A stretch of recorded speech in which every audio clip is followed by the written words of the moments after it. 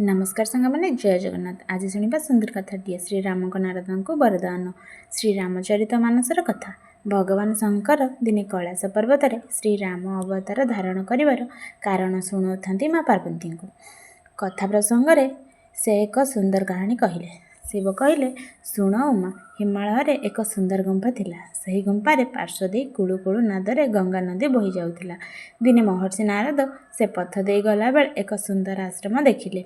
तार सौंदर्य को उपभोग करू करू देवर्षि भगवान को विभूति स्मरण करी समाधिस्थ हो पड़े। से स्थिति तांकर केते सह कल्प बीतीगला। तांक तपस्या देवराज इंद्र खूब शंकित हो पड़े और तपस्या भंग पाई सी कामदेव को निर्देश देले। कामदेव आसी कृत्रिम बसंत सृष्टि कले। वृक्षलता माने कुसुमित हो उठिले। मृदुमल बहवाक लगिला। देवांगना अप्सरा माने नृत्य गीत कर स्थानटी को मुखरित कले।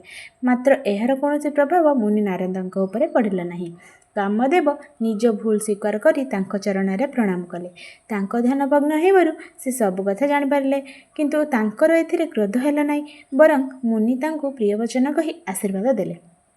कामदेव फेरी जाई इंद्र को सब कथा वर्णना कलारु इंद्र देवर्षि महत्व स्वीकार कले।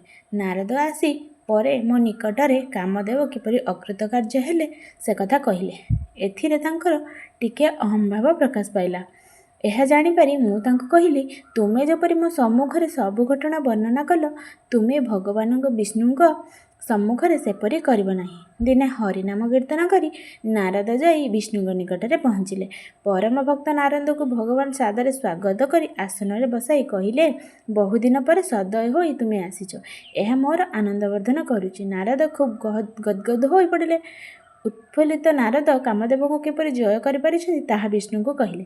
विष्णु नारदंकर टिके अहंकार हो जाइछि भावी चिंता कले, नारद मोर परम भक्त, मो भक्त मान हृदय गर्व स्थान पाइले ताहा भक्त पाई कल्याण करनी। मते भक्तर कल्याण पाई किछि करिबाको पड़िबो। नारद फेरी आसले। से हरिनाम गाई गाई चली थांती। पथरे एक सुंदर नगर देखिले। शिलानिधि नामक जड़े ज्ञानी गुणी राजा सेठी राजत्व करुथांती। तांकर विश्वमोहिनी नामरे अनिंद्य सुंदरी कन्याटीए थिला। सेतेबेले सेही कन्यार स्वयंवर सभारे आसी बहु राजा महाराजा एकत्रित होइथिले। एकदा नारद शुणी राजभवन में प्रवेश करे। खुशी हुई राजा मुनि को पाछोड़ी नेले। तांको यथाचित अभ्यर्थना कले और कन्या विश्वमोहिनी को डाकी त्रिकालदर्शी महर्षि नारदंक ठारू तांकर भविष्यत विषय जानिबाकू इच्छा कले। विश्वमोहिनी को देखिबा क्षणी नारद तांको प्रति आकृष्ट हो पड़े। कन्यार सुलक्षण सबू से राजा को कहला बेले भाबु थांती, मु जाउछि एपरि गोटे उपाय करिबि जेपरि ए कन्या मते ही बरमाल्य देव, किंतु मोर सेपरी रूप तो नहीं। ए अपरूपा राजकुमारी मते कौन बरण करिब। नारद नारायण को स्मरण कलारु प्रभु तत्क्षणात् सेठारे उपस्थित हेले। तांको प्रार्थना करी से कहिले, आपण भक्तमान वांछा पूर्णकारी, मोर एक निवेदन, आपण अनुग्रह पूर्वक मते आपणक सुंदर रूप को दियंतु। सुंदर रूप बिना मुहे विश्वमिनी को पाइबारबी नहीं। प्रभु कहिले, तुमर जेउथिरे हित हेबो मु ताहा करिबि, मो वाक्य असत्य हेबो नाही। नारद अति आनंदित होई स्वयंवर सभारे जाई बसिले।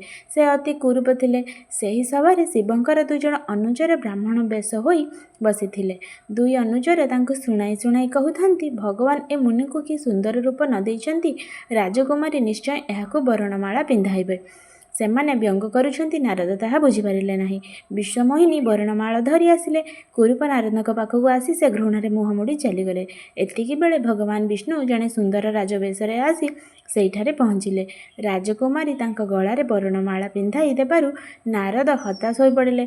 शिवगण दुआ विद्रूप करी कहिले, हे कन्याप्रार्थी ब्राह्मण, तुमे टिकिए तुम सुंदर मुख को जाई दर्पणरे देखि आस। नारद जाई जलरे निज प्रतिबिंब देखि खूब क्रोधित होई शिवगण को कहिले, तुमे माने कपट बेशरे मते विद्रूप कल, मु तुमको अभिशाप देउछि, तुमे माने राक्षस होई जन्म हुआ। नारद सबरु फेरी आसिले और पथरे नारायण सहित विश्वमोहिनी को जाउथिबा देखिले। देवर्षि नारायण को देखि कहिले, हे नारायण, आपण बड़ कपटी।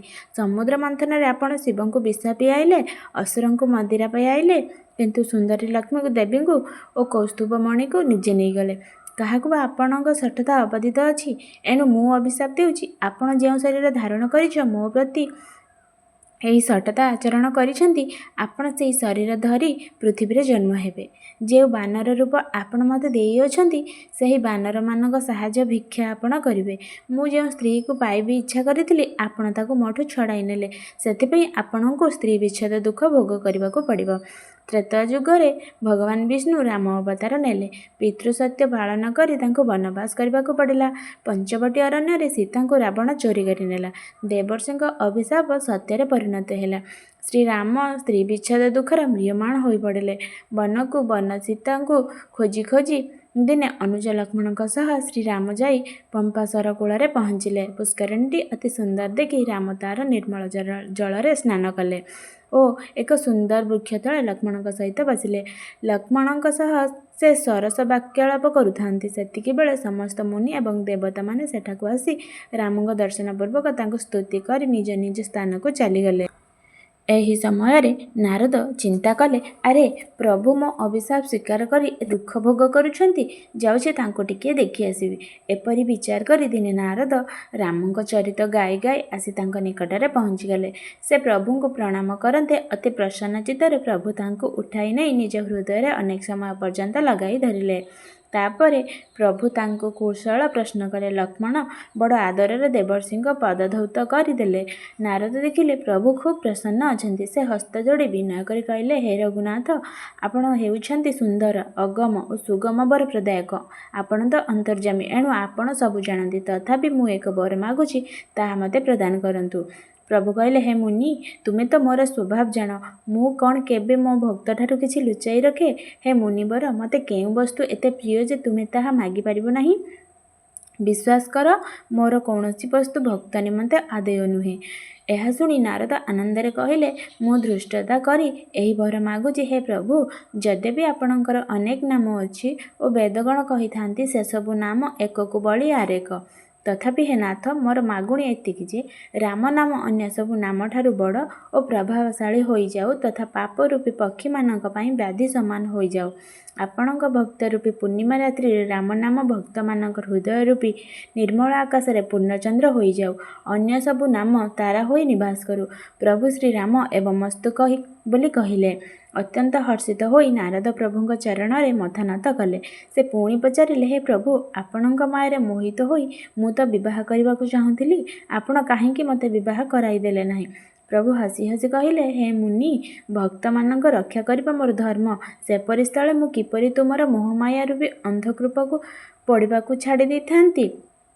ସ୍ତ୍ରୀ ହେଉଛି ମାୟା ରୂପିଣୀ, ମାୟାର ସାକ୍ଷାତ ମୂର୍ତ୍ତି ଓ ଦାରୁଣ ଦୁଃଖ ପ୍ରଦାୟୀ। ଏହା ଜାଣି ମୁଁ ତୁମକୁ ବିବାହରୁ ନିବୃତ୍ତ କରିଥିଲି। ପ୍ରଭୁଙ୍କ କଥା ଶୁଣି ଦେବର୍ଷିଙ୍କ ଆଖି ଛଳ ଛଳ ହୋଇ ଉଠିଲା। ସେ ମନେ ମନେ କହିଲେ, ଆହା, ସେବକ ଉପରେ ଆଉ କେଉଁ ପ୍ରଭୁଙ୍କର ଏତେ ଦୟା ହେବ? ଏହାପରେ ନାରଦ କହିଲେ, ହେ ପ୍ରଭୁ, ଦୟାକରି ମୋତେ ସନ୍ଥମାନଙ୍କ ଲକ୍ଷଣ ସବୁ କୁହନ୍ତୁ। ତାଙ୍କୁ ଏପରି ପ୍ରେମପୂର୍ବକ ପ୍ରଶ୍ନ ଶୁଣି ପ୍ରଭୁ କହିଲେ, ହେ ମୁନି, ସନ୍ଥମାନଙ୍କର ଯେତେ ଗୁଣ ରହିଛି ତାକୁ ସ୍ୱୟଂ ସରସ୍ୱତୀ ବେଦ ମଧ୍ୟ ବର୍ଣ୍ଣନା କରିବାକୁ ସମର୍ଥ ହେବ ନାହିଁ। ତଥାପି ସେଥିରୁ କେତୋଟି କହୁଛି ଶୁଣ। ସନ୍ଥମାନେ ହେଉଛନ୍ତି କାମ, କ୍ରୋଧ, ଲୋଭ, ମୋହ, ମଦ, ମାତ୍ସର୍ଯ୍ୟ ଆଦି ଷଡ଼ବିକାର ଜୟୀ ସଦ୍ଗୁଣର ଭଣ୍ଡାର। ସେମାନେ ସ୍ଥିର ବୁଦ୍ଧି, ସେମାନେ କାହାକୁ ଦୁଃଖ ଦିଅନ୍ତି ନାହିଁ ଓ ବିଦ୍ୟା ବିନୟ ସମ୍ପନ୍ନ। ସନ୍ଥ ନିଜର ପ୍ରଶଂସା ଶୁଣିବାକୁ ସଂକୋଚ ବୋଧ କରେ, କିନ୍ତୁ ଅନ୍ୟମାନଙ୍କ ଗୁଣ ଏବଂ ପ୍ରଶଂସା ଶୁଣିଲେ ଆନନ୍ଦ ପ୍ରକାଶ କରନ୍ତି। ସନ୍ଥମାନେ ସ୍ୱଭାବତଃ ସରଳ ଓ ସେମାନେ ପରୋପକାରୀ। ସେମାନେ ସମସ୍ତଙ୍କ ପ୍ରେମ କରିଥାନ୍ତି। ସେମାନଙ୍କଠାରେ ଶ୍ରଦ୍ଧା, ଦୟା, କ୍ଷମା, ମୈତ୍ରୀ, ପ୍ରେମ ଆଦି ଗୁଣମାନଙ୍କ ସମାହାର ଦେଖିବାକୁ ମିଳେ। ମୋ ପ୍ରତି ସେମାନଙ୍କ ଅଚଳା ଭକ୍ତି ଥାଏ। ସେମାନଙ୍କ ତ୍ୟାଗ, ବୈରାଗ୍ୟ, ତିତିକ୍ଷା, ଜ୍ଞାନ, ବିଜ୍ଞାନ କଥା ଆଉ କ'ଣ କହିବି? ପ୍ରଭୁଙ୍କଠାରୁ ନାରଦ ଏସବୁ ଶୁଣିବା କ୍ଷଣି ତାଙ୍କ ମନ ମହା ଆନନ୍ଦରେ ପୁଲକିତ ହୋଇ ଉଠିଲା। ପ୍ରଭୁଙ୍କ ଚରଣ କମଳରେ ଭକ୍ତିଭରା ପ୍ରଣାମଟିଏ କରି ବ୍ରହ୍ମଲୋକ ଅଭିମୁଖେ ପ୍ରସ୍ଥାନ କଲେ।